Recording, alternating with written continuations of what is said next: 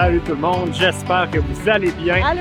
On débute notre séjour en Chaudière-Appalaches au domaine Radar avec la luge autrichienne. Yeah!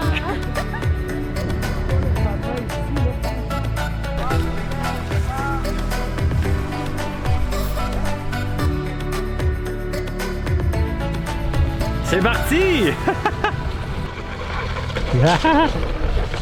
Fait que pour nous autres, c'est notre deuxième fois à faire de la luge autrichienne comme ça. Il faut vraiment y aller avec un contrepoids. Donc on met notre poids à l'arrière à gauche pour tourner à droite, à l'arrière à droite pour tourner à gauche.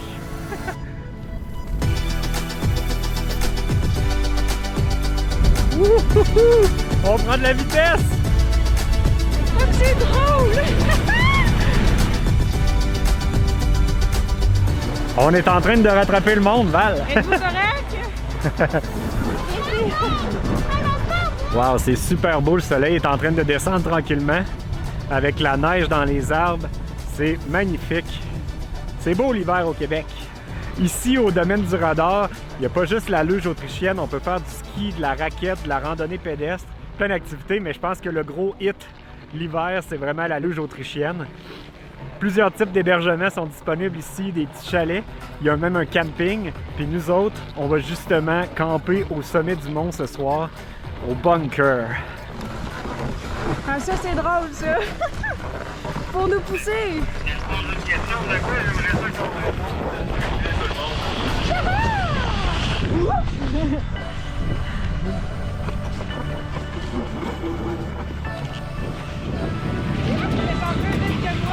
Ah, je suis plus lourd!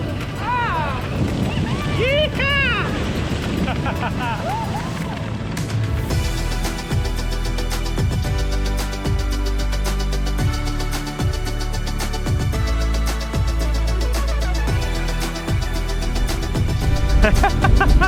Oh, j'arrive à la fin!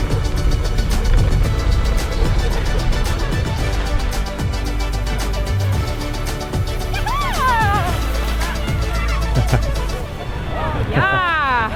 C'était cool! La vue était magnifique avec le beau soleil, la neige. Un très beau moment.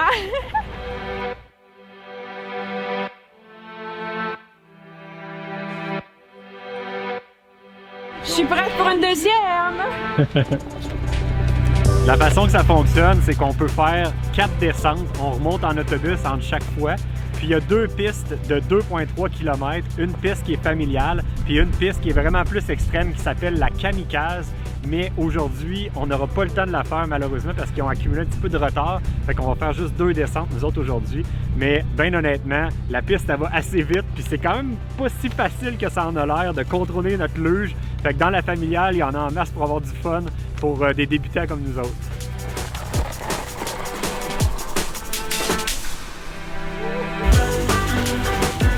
C'est vraiment une conduite assez précise. On n'a pas le droit à l'erreur.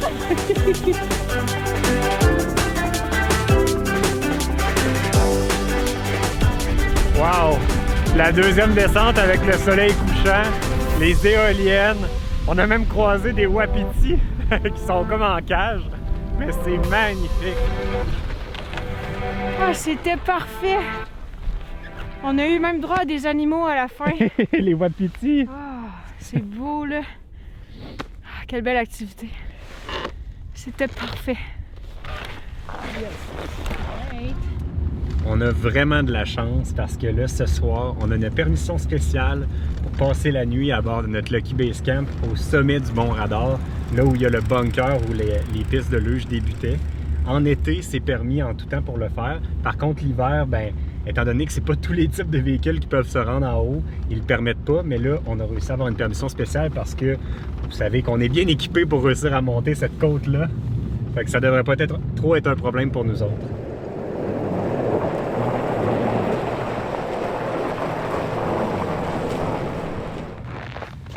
En tout cas, on avait vraiment l'embarras du choix. Question emplacement, hein?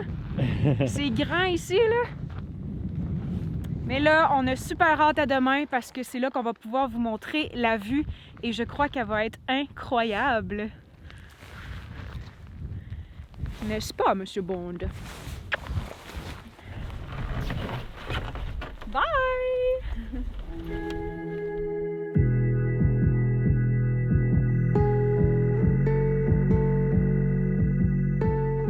Bon matin tout le monde. Je me suis levé en même temps que le lever du soleil pour aller voir la vue.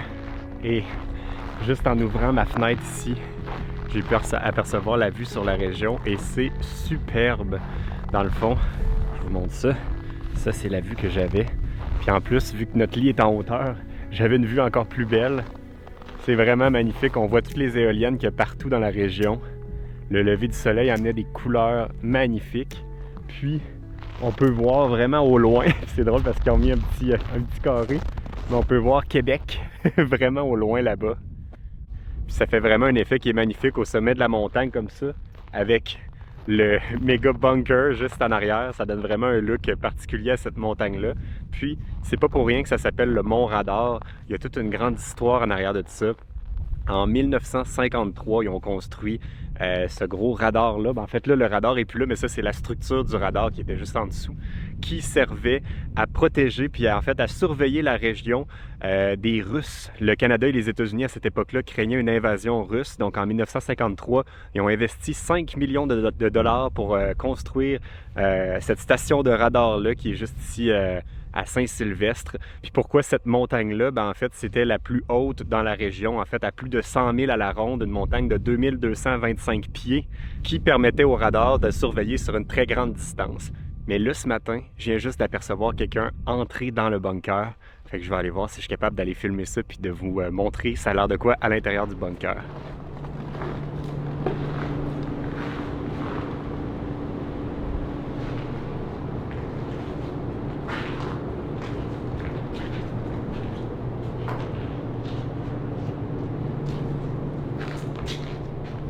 C'est drôle parce qu'en rentrant, il y a une petite fenêtre dans le mur, puis c'est rempli de pigeons à l'intérieur. J'avais vu de l'extérieur des pigeons rentrer par la fenêtre, puis c'est là qu'ils s'installent. En tout cas, ça pourrait être une belle place pour tourner un film d'horreur parce que c'est un petit peu bizarre. Je vais aller voir la personne qui l'a ouvert, au moins pour lui demander la permission d'entrer. C'est vraiment super impressionnant comme bâtiment. C'est grand. Ça avait pas l'air de ça à l'extérieur, mais c'est vraiment gigantesque. En tout cas, les employés qui travaillaient ici devaient avoir une vue magnifique. Regardez ça, la vue par la fenêtre. Là, il faut dire qu'il n'y a plus de fenêtre, puis il y a tellement venté hier que la neige a entré à l'intérieur du bunker. C'est plein de neige. Pour ceux qui se le demandent, non, c'est clairement plus en opération aujourd'hui. Puis la raison est très simple, c'est qu'en fait, la technologie des radars a été dépassée par les satellites. Donc aujourd'hui, c'était plus nécessaire d'entretenir cet endroit-ci. Donc le domaine du radar a repris les rênes et s'occupe de l'utiliser plutôt de façon à ce que les gens puissent en profiter, puis profiter de la montagne, du beau coin pour faire des activités sportives extérieures. Fait que je trouve que c'est vraiment une bonne idée d'avoir fait ça de leur part. Puis, de ce que j'ai vu hier, il y a même des visites guidées historiques où on peut en apprendre encore plus sur la région, chose qui n'était pas possible aujourd'hui. Fait que je vous ai fait la petite visite guidée avec l'histoire que j'ai pu lire avant d'entrer ici dans le bunker. Puis là, finalement, j'ai toujours pas trouvé personne, fait que je sais pas si j'ai le droit d'être là. Fait que c'était ça ma petite visite du bunker. Là, je pense que je vais aller me réchauffer un petit peu parce que ce matin, je pense qu'il fait moins 25. Puis probablement qu'au sommet de la montagne, le ressenti avec le vent est encore pire. Fait que un petit peu de chauffage, ça sera pas de refus. Si vous posez la question à l'intérieur de notre campeur si on dort bien, même par des températures comme ça, la réponse c'est oui. Il a fait un beau 22-23 toute la nuit. On était super confortable, on a bien dormi. Puis là, je vais aller voir justement si Valérie est réveillée. Bon matin! Bon matin! C'est un des trucs que j'aime beaucoup de la van life en hiver, puis de camper un peu n'importe où en hiver, c'est la tranquillité et la solitude. Parce que normalement, des spots comme ici, je présume que ça doit être assez populaire l'été parce que c'est magnifique. Mais l'hiver, vu qu'on est dans les sols à être équipés pour survivre à ces froids-là, on a ces emplacements-là, nous tout seuls. Fait que ça donne comme un autre effet. Pas qu'on est antisocial et qu'on n'aime pas ça être avec du monde, mais ça donne un effet de tranquillité, de solitude. C'est très relax. Surtout le matin, je trouve, quand on se lève, c'est apprécier la tranquillité comme ça.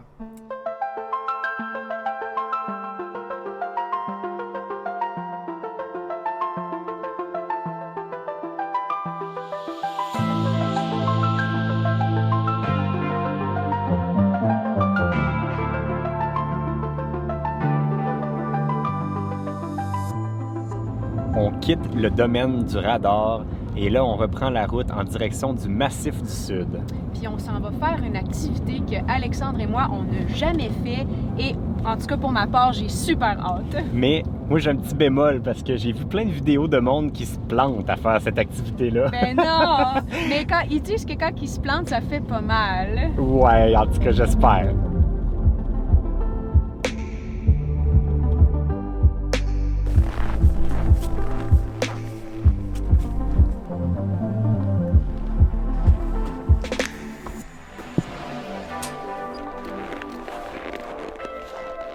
Voyez-vous de quoi de différent?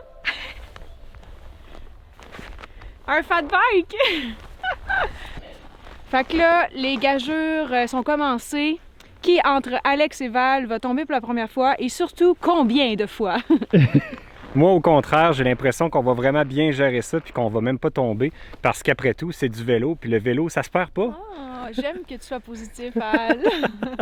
C'est juste que c'est du vélo, mais sur de la neige tapée, glissante. Non, ça n'a pas l'air glissant.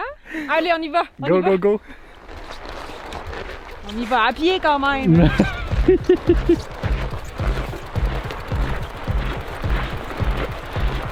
Le pire, c'est que j'aurais aimé ça, l'essayer sur du plat comme là. T'sais, on dirait que c'est le seul plat qu'il y a. Là, on commence tout de suite en montant. Oui!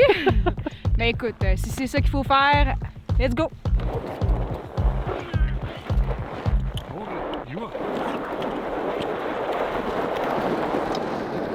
Hey, on dirait que c'est un pet! Ah ben oui!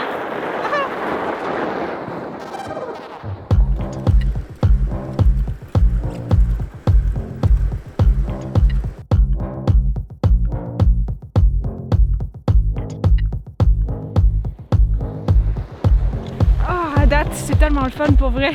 On dirait que vu que la piste est damée, genre c'est facile de rouler là-dessus, c'est un charme, c'est mou, tu sais, c'est pas comme sur de l'asphalte. C'est très cool, puis j'ai même pas de difficulté à manier le vélo. Même dans les virages, j'avais peur au début, mais aucune peur à y avoir.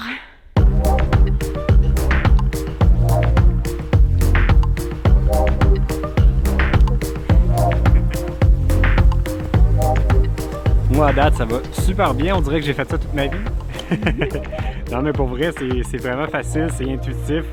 Si t'es capable de faire du vélo, t'es capable de faire du fat bike. Faut juste être un petit peu plus prudent dans les virages où ça peut être glissant. Mais sinon, ça va vraiment bien. Puis comme Val le disait, c'est comme si on roulait sur un nuage. C'est blanc, c'est doux, c'est mou, c'est confortable. Mais t'as-tu du fun au moins? Oui, pour vrai, j'aime vraiment ça.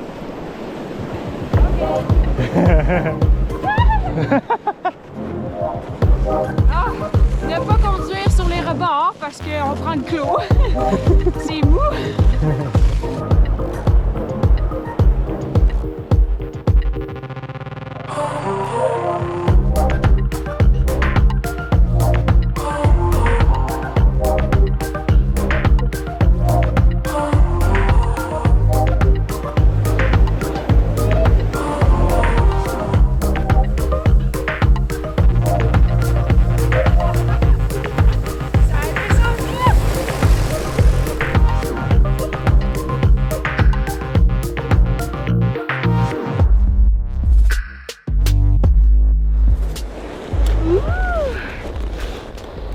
La descente est vraiment différente.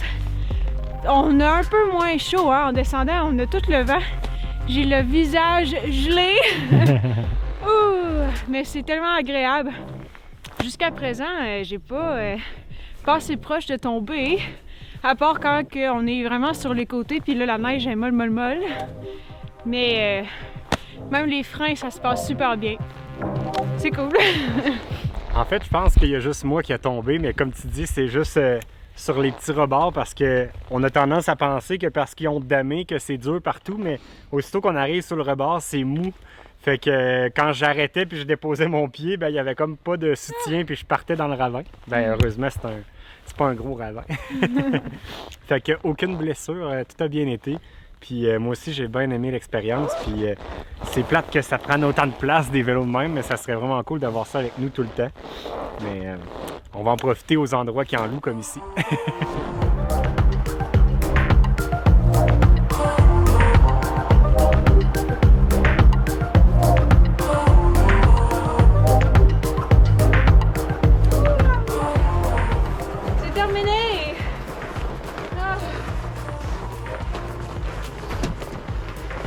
je regrette pas cette expérience. C'était trop cool! Sauf que là, j'ai les doigts, le nez et les orteils gelés comme jamais. Ouh! Mais trop cool. On s'en va passer une nuit dans un chalet pod. Ça va être tellement drôle. Vous allez voir sa forme particulière. Pour se rendre au chalet pod, ben, il faut marcher. Alors on laisse notre camion dans le stationnement en bas, puis on monte un petit peu, puis les chalets sont dans la forêt. C'est toujours important d'avoir son casque quand on fait de la randonnée en forêt. Écoute, je voulais pas l'enlever parce que j'ai pas de tuque, je l'ai laissé dans mes sacs en arrière. Alors je me garde au chaud avec mon casque. Ben, même chose pour moi. Bon, puis en même temps, ça protège des petites tapes sur la tête. Eh oui, comme ça. C'est pas une très longue randonnée qu'on a à faire en fait pour se rendre à nos pods. C'est seulement environ 1 km au total. Puis on a accès à des salles de bain et douches qui sont à l'accueil directement ou au pavillon des jardins qui était juste au début de notre randonnée. Fait que même si on est éloigné en forêt, on a quand même toutes les commodités qu'on a besoin.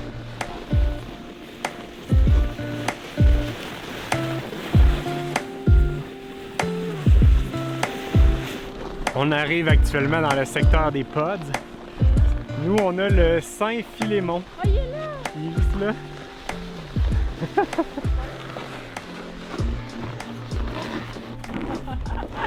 Bienvenue chez nous! Oh my god, c'est tout petit! Buée. Ah, c'est assez chauffé.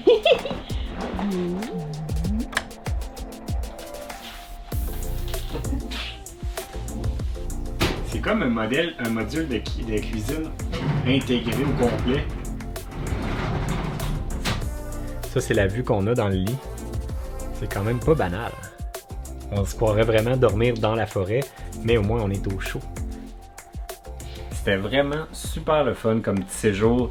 On a fait des activités qu'on n'avait jamais faites, comme le fat bike, dormir dans une pod. Puis on a vraiment eu de la belle météo pour le faire, du beau soleil, c'était dégagé. Puis en plus, hier, il y avait tombé un petit peu de neige, fait que ça nous a permis d'avoir vraiment des belles surfaces, autant pour la luge que pour le fat bike. C'était vraiment super cool, mais il a fait un petit peu froid. Ah, ben là, c'est ça le Québec, Alex. Il n'y a pas de cachette. Non, on peut pas s'en sauver, mais au moins on était quand même bien habillés. En tout cas, ça va avoir été vraiment une belle petite escapade en Chaudière-Appalaches. Puis c'est tout près de notre maison qui est Québec. Nous, on vient de Québec, fait que c'est vraiment juste 1 heure de route. Fait que toutes des activités qui sont accessibles pour les gens de Québec, puis même de Montréal, c'est pas très loin non plus. Fait que, bref, un gros merci à Tourisme Chaudière-Appalaches de nous avoir reçus.